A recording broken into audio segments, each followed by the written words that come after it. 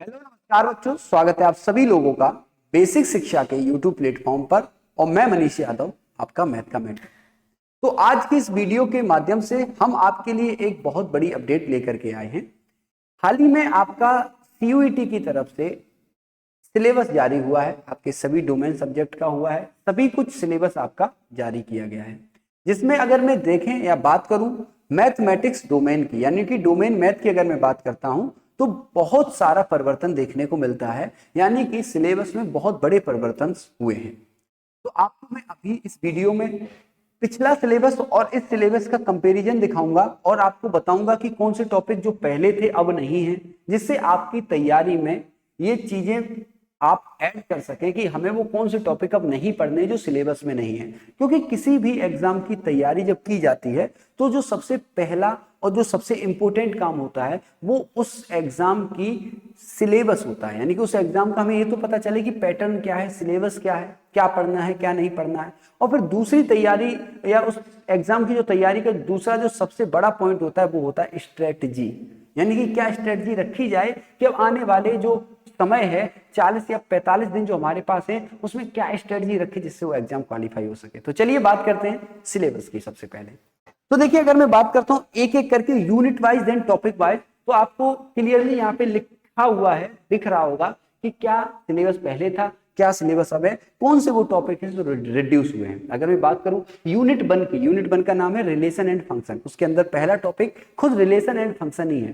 पहले देखोगे अब देखोगे तो एक बहुत बड़ा परिवर्तन आया है फंक्शंस में।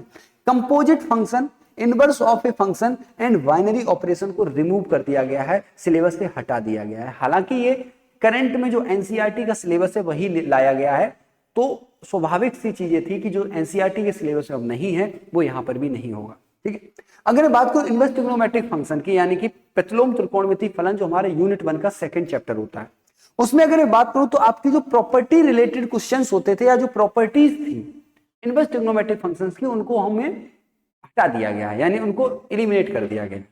हालांकि आप लोग जानते हैं कि इस टॉपिक में जो आपका चैप्टर नंबर 2 है इनवर्स ट्रिग्नोमेट्रिक फंक्शन, इसमें जो सबसे महत्वपूर्ण भाग होता था वो प्रॉपर्टीज ही होता था, और अब प्रॉपर्टीज ही आपकी हट गई हैं। तो ये चैप्टर थोड़ा सा आसान सा नजर आएगा, क्योंकि अब इसमें सिर्फ domain, range, principal value, branches, graph of inverse trigonometric functions बचा, यानी कि वही डोमेन, रेंज एंड ग्राफ बचा हुआ है। ओके, चलिए यूनिट नंबर 2 की तरफ चलते हैं, जिसका नाम है अलजेब्रा। इसमें 2 चैप्टर आते हैं, मैट्रिसेस एंड डिटरमिनेंट, यानी कि आपका आव्यूह और सारणिक। आव्यूह की अगर बात करें तो बहुत ज्यादा चेंज नहीं हुआ है, सिर्फ वही elementary row and column operation का चेंज देखने को मिलेगा, जिससे खासा सिलेबस पे फर्क नहीं पड़ेगा, क्योंकि हमें ये पर्टिकुलर ऐसे कोई क्वेश्चन नहीं होता है जो इसी से सॉल्व हो। क्वेश्चन तो हमें सॉल्व करना है ना, चाहे आप रो ऑपरेशन से करें या कॉलम ऑपरेशन से करें या फिर आप उसको डायरेक्ट करें, ये आपके ऊपर डिपेंड करता है। तो वो पर्टिकुलर चीज को हटाया गया है, लेकिन हमारा सिलेबस पे इससे कोई चेंज नहीं होगा। लेकिन जो हमारा यहाँ पे डिटर्मिनेंट में चेंज हुआ है वो हुआ है प्रॉपर्टीज। प्रॉपर्टीज ही इस चैप्टर की जान होती थी। अब देखिए, यहाँ पे देखने वाली बात ये होगी कि जैसे प्रॉपर्टी हटती है तो प्रॉपर्टी कोई ऐसा नहीं होता है कि किसी क्वेश्चन में यही प्रॉपर्टी लगेगी, वो क्वेश्चन बेसिक से भी किया जा सकता है। तो वो क्वेश्चन अब आएंगे कि नहीं आएंगे, या वो क्वेश्चन रखे जाएंगे जो प्रॉपर्टी से ज्यादा जल्दी सोल्व हो जाते हैं या नहीं। तो मेरा मानना तो यही है कि आप एग्जाम में भले ही ये प्रॉपर्टीज हट गई है, लेकिन इनको गो थ्रू होकर के जाइएगा, क्योंकि जब क्वेश्चन पूछा जाता है तो ये तो नहीं बोला जाता कि प्रॉपर्टी से सॉल्व कीजिए।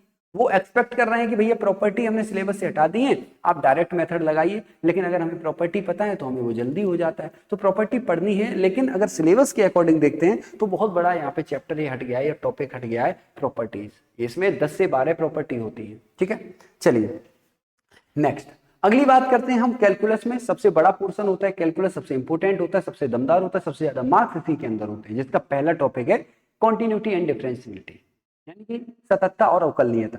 सततता और अवकलनीयता हम देखेंगे तो केवल डेरिवेटिव और कंपोजिट फंक्शन, यानी कि जो आपके कंपोजिट फंक्शंस होते हैं फॉग, गॉफ, ये सारे इनके डिफरेंशिएशन हट गए हैं, यानी कि फंक्शन के फंक्शन जो अंदर होता है, अंतर्निहित फलन जो होते हैं वो हट गए हैं, उनका डिफरेंशिएशन हमें नहीं करना। और सबसे बड़ा चेंज यहाँ पे हुआ है, जो आपकी मीन वैल्यू थ्योरम होती थी रोले और लैग्रांजेस की, वो दोनों ही हटा दी गई हैं। इससे राहत मिलेगी, क्योंकि लेकिन ये इजी भी होता था। आपके प्रीवियस ईयर के पेपर को एनालिसिस करोगे तो हर पेपर में एक क्वेश्चन इससे जरूर होता था, वो हट गया है तो वो नहीं होगा। ठीक है, ये आपका इधर न्यू सिलेबस का है। फिर दूसरा इसमें चैप्टर होता है एप्लीकेशन ऑफ डेरिवेटिव यानी कि अवकलज के अनुप्रयोग। अवकलज के अनुप्रयोग की अगर मैं बात करता हूं तो यहाँ पे जो हटा है वो हटा है टेंजेंट एंड नॉर्मल। हालांकि एनसीईआरटी की सिलेबस से पिछले ईयर हट गया था, लेकिन सीयूटी के सिलेबस में 2024 में था, बट 25 से हटा लिया गया और साथ में हटाया गया अप्रोक्सीमेशन। लेकिन अगर ध्यान से देखोगे तो rate of change, increasing, decreasing, maximum, minima ये है।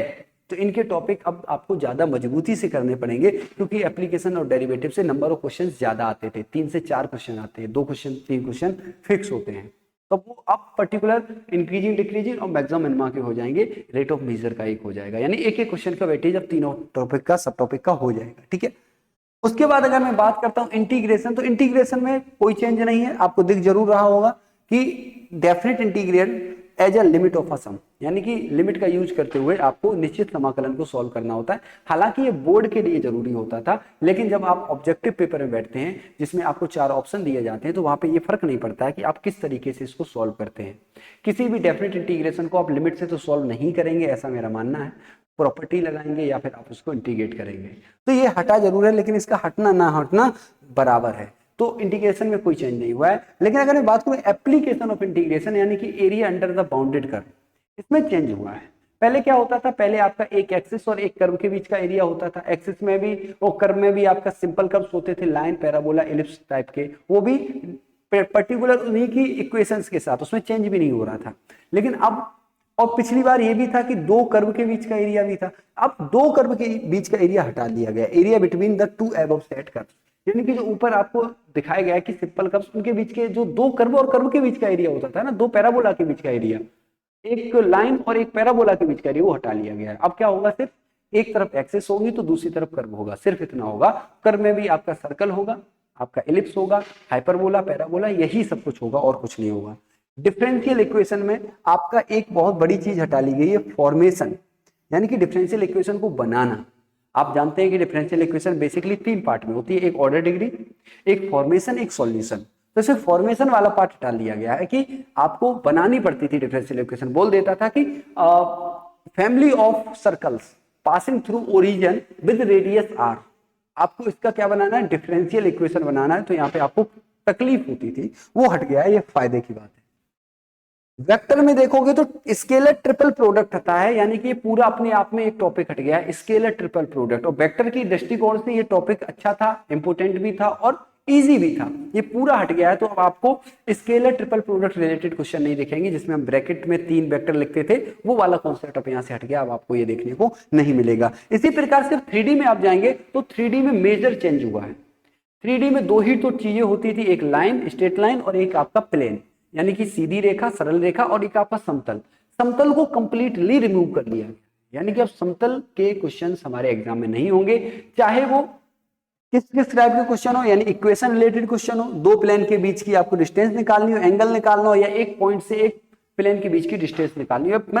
मतलब ये हुआ कि प्लेन रिलेटेड अब आपसे कुछ नहीं पूछा जाएगा। ओके, तो लाइन यहां से इंपोर्टेंट हो जाता है, सिर्फ लाइन बचा है तो लाइन इंपोर्टेंट हो जाता है। अगला मैं बात करूं एलपीपी, लीनियर प्रोग्रामिंग प्रॉब्लम्स, ये टॉपिक हमेशा से इंपॉर्टेंट है, 3 से 4 क्वेश्चन का वेटेज है इसका। लेकिन इसमें से एक राहत की खबर आई है कि जो इसमें से टफ क्वेश्चन बनते थे, फॉर्मेशन ऑफ मैथमेटिकल प्रॉब्लम्स, यानी कि सप्लाई और डिमांड रिलेटेड जो आपको क्वेश्चंस आते थे वो हट जाएंगे। क्वेश्चन आता था कि 3 फैक्ट्री हैं, उनकी सप्लाई डिमांड रिलेटेड आपसे क्वेश्चन पूछा जाता था, जो लिटिल बिट आपको टफ पड़ता था, वो यहाँ से एलिमिनेट हुआ है, यानी कि mathematical formation of LPP problem, ये हटा है यहाँ पे। Last, one of the last, probability. Probability की अगर मैं बात करूं तो यहाँ पे तो बहुत बड़ी राहत की खबर है, लेकिन वो सिंपल भी होता था। प्रोबेबिलिटी बेसिकली 2 हाफ में पढ़ाई जाती है, एक पढ़ाई जाती है बेस थ्योरम तक, और उसके बाद पढ़ाई जाती है आपका रैंडम वेरिएबल फंक्शन से शुरू होती है, जिसमें मीन एंड वेरिएंस की बात आती है। तो ये आपका रैंडम वेरिएबल तो रखा है, लेकिन इट्स प्रोबेबिलिटी डिस्ट्रीब्यूशन हटा दिया, mean and variance of hazard variable, repeated independent Bernoulli trial से सब हटा दिया गया है, यानी कि ये मेजर पार्ट यहाँ से रिमूव हुआ है। तो आपके पास सिर्फ प्रोबेबिलिटी के वो क्वेश्चंस बचे हैं कि इसकी प्रोबेबिलिटी ये है, इसकी प्रोबेबिलिटी ये है, तो इसकी प्रोबेबिलिटी क्या होगी, और इसमें बेस थ्योरम तक आपकी कहानी जाएगी, बेस थ्योरम तक। रैंडम वेरिएबल भी है, लेकिन अगर देखेंगे तो रैंडम वेरिएबल का क्वेश्चन प्रोबेबिलिटी डिस्ट्रीब्यूशन से रिलेटेड होता था।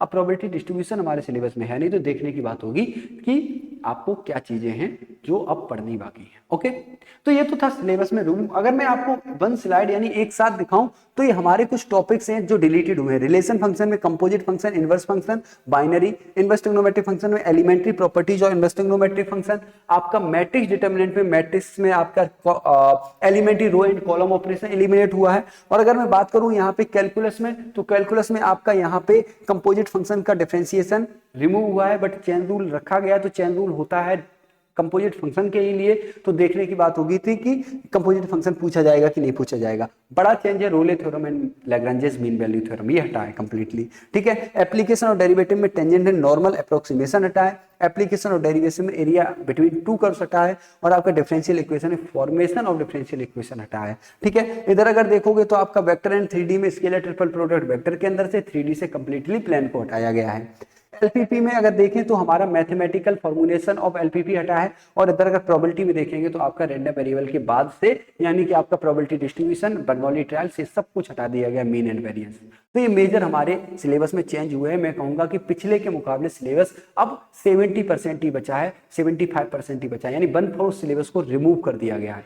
तो अब जब इतना बड़ा सिलेबस में चेंज हुआ है तो सीधी सी बात है, जो क्वेश्चंस अब नहीं आने हैं, जो सिलेबस अब हट गया है, उनका वेटेज बचे हुए सिलेबस पे पड़ेगा, स्वाभाविक सा है पड़ेगा। और पेपर के पैटर्न में भी चेंज हुआ है कि जो पहले 50 क्वेश्चन में से 40 क्वेश्चन करने होते थे, अब वो 50 के 50 करने हैं, यानी नंबर ऑफ क्वेश्चन भी अब आपको ज्यादा अटेम्प्ट करने हैं, और टॉपिक भी आपके रिड्यूस हो गए, तो बचे हुए टॉपिक का वेटेज बढ़ जाएगा, जिसमें सबसे इंपॉर्टेंट टॉपिक होता है आपका कैलकुलस।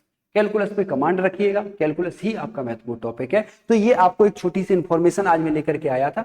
मिलूंगा किसी नेक्स्ट सेशन में नई इंफॉर्मेशन के साथ, तब तक अपना ध्यान रखिए, स्वस्थ रहिए, मस्त रहिए, tata bye bye, take care.